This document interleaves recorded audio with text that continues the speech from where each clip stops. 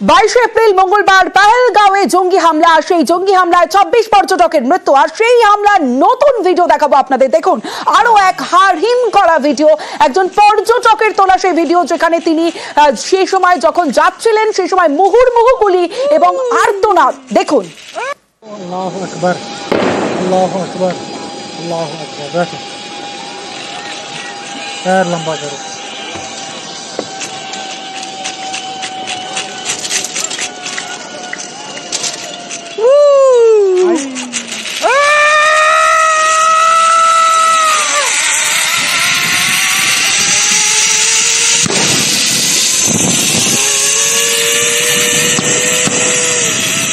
Video দেখছেন এই মুহূর্তে হাড়হিম করা ভিডিও, যেখানে পর্যটক নিজের ভিডিও করছিলেন, সেই মোমেন্টের ভিডিও করছিলেন। ঠিক সেই সময় পিছনে মুহুর্মুহু গুলির আওয়াজ শুনুন।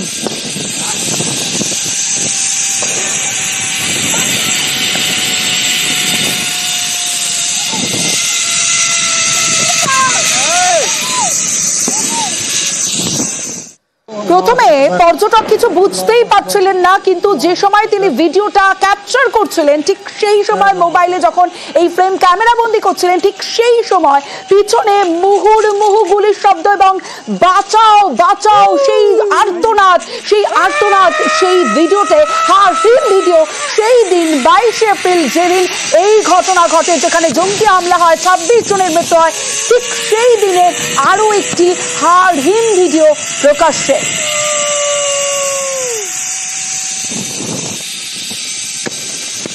এবং যে ছবি আপনাদের দেখাচ্ছি দেখুন, একটু স্পষ্ট করলেই বুঝতে পারবেন, স্পষ্ট করে দেখলেই পিছনে যারা পর্যটকরা ছিলেন সেখানে পর্যটকরা পালিয়ে যাচ্ছেন, চিৎকার করছেন আর মুহুর্মুহু গুলির আওয়াজ।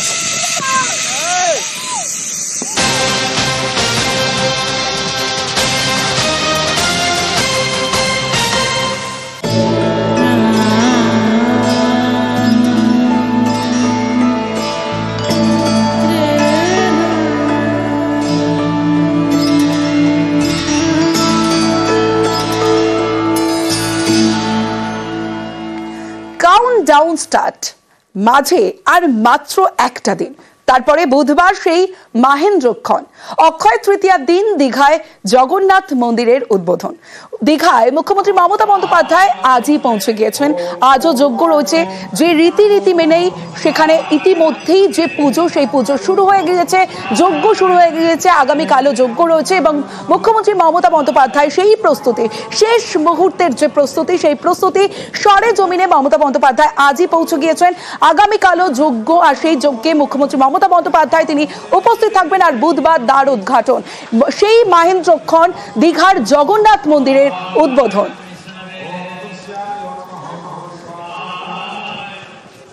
আমার সঙ্গে দীঘা থেকে আমার দুই প্রতিনিধি রয়েছে। আমার সঙ্গে রয়েছে আবির ঘোষাল, রয়েছে আমার সঙ্গে রুমেলা রয়েছে। আমি প্রথমেই আবিরের সঙ্গে কথা বলবো, শেষ মুহূর্তের প্রস্তুতির ছবিটা আবিরের থেকে প্রথমে জানবো। আবির,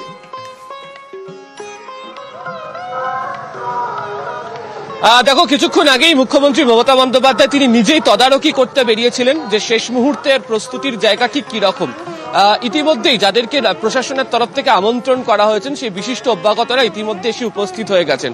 তাদের প্রত্যেকের সঙ্গে গিয়ে তিনি আলাদা আলাদা করে কথা বলছিলেন এবং যে অনুষ্ঠানের পর্ব আগামীকাল থেকে শুরু হতে চলেছে, সেই অনুষ্ঠান কখন হবে, কি উপাচার মেনে করা হবে এবং রাজ্য সরকার এই অনুষ্ঠানের প্রত্যেকটা মুহূর্তকে কিভাবে তুলে ধরে রাখতে চাইছে তা নিয়ে তার সাথে কথা হয়। তিনি জিৎ গাঙ্গুলির সঙ্গে দেখা করলেন, নচিকেতা চক্রবর্তী এসে তার সঙ্গে দেখা করলেন। এছাড়া একাধিক শিল্প সংস্থার যারা রয়েছেন তারাও ইতিমধ্যে একে একে উপস্থিত হতে শুরু করেছেন, তাদের প্রত্যেকের সঙ্গে কথা বলেন। এছাড়া প্রশাসনের যারা শীর্ষ আধিকারিক তারাও তার সঙ্গে ছিলেন। খুঁটিনাটি প্রত্যেকটা বিষয় এই জগন্নাথ মন্দির উদ্বোধনকে ঘিরে তাকে নজর করতে দেখতে পাওয়া গিয়েছে। তুমি দেখতেই পাচ্ছ যে একেবারে দীঘার যে জগন্নাথ মন্দিরের উদ্বোধনকে ঘিরে গোটা এলাকা জুড়ে, একেবারে দীঘা গেট থেকে শুরু করে একেবারে উড়িষ্যা সীমান্ত পর্যন্ত জায়গা জুড়ে এরকমই চন্দননগরের আলোতে সাজিয়ে তোলা হয়েছে। রাস্তাতেও বিভিন্ন ধরনের মুরাল লক্ষ্য করতে পারা যাচ্ছে এবং প্রচুর পর্যটকও ইতিমধ্যে আসতে শুরু করেছে যে এই অনুষ্ঠানের মুহূর্তে উপস্থিত থাকতেছে। ফলে সব মিলিয়ে শেষ মুহূর্তের প্রস্তুতি কার্যত সেরে ফেলা হয়েছে এবং যে ছবি উঠে এসছে তা দেখে কার্যত খুশি। বেশ,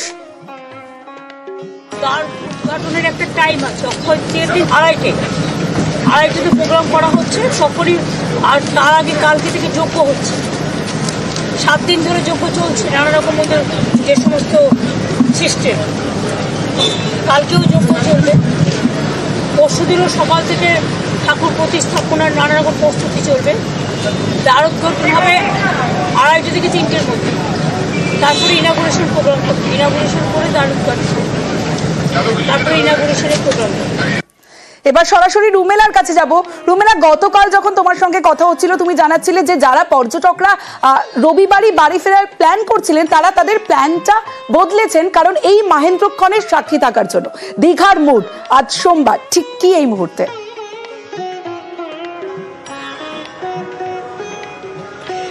দেখো, রবিবার সপ্তাহান্ত এবং তারপর রবিবার যারা বাড়ি ফিরছিলেন, মানে সোমবার থেকে যাদের কাজে জয়েন করার কথা ছিল তাদের কথা গতকাল বলছিলাম, কিন্তু আজ সোমবারও আমরা দেখতে পাচ্ছি পর্যটকরা আসছেন। এরকম সোমবার দীঘা এর আগে কবে দেখেছে এটা কিন্তু ভাবতে একটু সময় নিতেই হবে। তার কারণ যদি কোনো লং উইকেন্ড থাকতো, কোনো ছুটি ছাটার সময়, তখন আমরা দেখেছি যে সপ্তাহের প্রথম কাজের দিনে দীঘায় সাধারণ মানুষ ভিড় জমাতে, কিন্তু এবারের ভিড়টা একেবারে এই জগন্নাথ ধামকে কেন্দ্র করে। এই জগন্নাথ ধাম এই মুহূর্তে সেজে উঠেছে আলোর মালায়, যে কথা কিছুক্ষণ আগেই আবির বলছিল।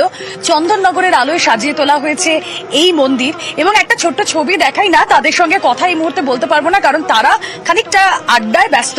এই ছবি জেনারেলি আমরা শ্রীভূমি স্পোর্টিং এর বাইরে কিংবা সুরুচি সংঘের বাইরে দেখে থাকি। এখানে মন্ত্রীরা রয়েছেন এবং তারা নিজেদের মধ্যে আড্ডায় ব্যস্ত। আমরা কথা বলতে পারছি না তাদের সঙ্গে কারণ এই মুহূর্তে তারা তাদের মতো করে এই সন্ধ্যেটা কাটাচ্ছেন। আর হাতে একটা দিন মাঝে সময় বাকি। মন্ত্রী চন্দ্রিমা ভট্টাচার্য, সুজিত বসু, অরূপ বিশ্বাস, স্নেহাশিস চক্রবর্তী তারা রয়েছেন। এবং এই মন্দিরে এই মুহূর্তে যা যা ওই শেষ মুহূর্তে যেটুকু কাজ বাকি রয়েছে, যেটুকু টাচ বাকি রয়েছে, সেগুলো পরিদর্শন করছেন, খতিয়ে দেখছেন তারা। বেশ, ধন্যবাদ। নজর রাখতে হবে পাকিস্তানে বিস্ফোরণ, শান্তি বৈঠক চলাকালীন বিস্ফোরণ, আর পাকিস্তানে সেই পাকিস্তানে বিস্ফোরণে অন্তত 7 জনের মৃত্যুর খবর পাওয়া যাচ্ছে। আরো একবার আপনাদের জানিয়ে রাখি, শান্তি বৈঠক চলাকালীন বিস্ফোরণ পাকিস্তানে, পাকিস্তান বিস্ফোরণে অন্তত 7 জনের মৃত্যু, পাকিস্তানে বিস্ফোরণে আহত বহু, পাকিস্তানের দক্ষিণ ওয়াজিরিস্তানে বিস্ফোরণ। সরাসরি চলে যাব নিউজ রুম থেকে, আমার প্রতিনিধি অতনু রয়েছে, অতনুর সঙ্গে কথা বলবো। অতনু, এই বিস্ফোরণের পিছনে কাদের হাত রয়েছে এখনো পর্যন্ত কি জানা যাচ্ছে? যদি স্পষ্টভাবে বলতে হয় তাহলে পাকিস্তান আর্মি মনে করছে যে বিস্ফোরণের পিছনে বিদ্রোহীদের হাত রয়েছে, কিন্তু এই বিদ্রোহী কারা, তাদের কাছে অস্ত্র আসে কোথায় দেখতে হবে। আসলে এই দক্ষিণ ওয়াজিরিস্তান এমন একটা জায়গা, এটা হলো খাইবার পাখতুনখোয়া প্রদেশ। খাইবার পাখতুনখোয়া প্রদেশ এবং বালুচিস্তান প্রদেশ, এই দুটো জায়গায় বিদ্রোহীরা বারবার মাথা চাড়া দিয়ে উঠছে, যা পাকিস্তানের মাথা ব্যথার কারণ বলা যেতে পারে। পাকিস্তান সেনা প্রধান আসিম মুনিরের মাথা ব্যথার কারণ, যার জন্য ঘরের মধ্যেই, ঘরের অন্দরেই বারবার তিনি চাপে পড়ছেন যে এই বিদ্রোহীদের কেন দমন করা যাচ্ছে না। খাইবার পাখতুনখোয়া প্রদেশে যখন এই ধরনের কোনো বিস্ফোরণ হচ্ছে, সেই বিস্ফোরক আসছে কোথা থেকে, যারা হামলা চালাচ্ছে সেই হামলা কারা চালাচ্ছে। পাকিস্তান বারবার অভিযোগ করে এসেছে বালোচ প্রদেশে এবং খাইবার পাখতুনখোয়া প্রদেশে যারা বিদ্রোহ করছে, বিদ্রোহীরা যখনই যারা বিদ্রোহ করছে তারা যখন হামলা চালাচ্ছে তার পিছনে ভারতের পরোক্ষ মদত রয়েছে বলে অভিযোগ করা হয়। এবারের ঘটনার ক্ষেত্রেও ভারত এবং আফগানিস্তান থেকে মদত দেওয়া হয়েছে বলে পাকিস্তান অভিযোগ করছে যে ভারত যদি অস্ত্র না দিত বা ভারত যদি মদত না করত তাহলে এই ধরনের ঘটনা ঘটানো যেত না। সুতরাং প্রত্যক্ষভাবে যদি বলতে হয় বিদ্রোহীদের কাজ, পরোক্ষে বলতে হবে যে অভিযোগ উঠছে ভিনদেশ অর্থাৎ বিদেশ থেকে, হয় আফগানিস্তান নয় ভারত থেকে কেউ হয়তো মদত জুগিয়েছে। বেশ অতনু।